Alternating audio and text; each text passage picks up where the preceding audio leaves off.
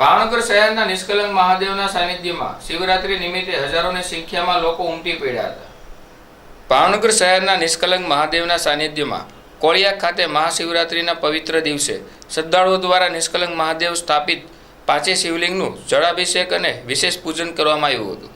શિવરાત્રિના શુભ અવસરે મહાકુંભ સંગમના ઝડપથી નિષ્કલંક મહાદેવના સ્થાપિત પાસે શિવલિંગનું જળાભિષેક અને વિશેષ પૂજન કરવામાં આવ્યું હતું।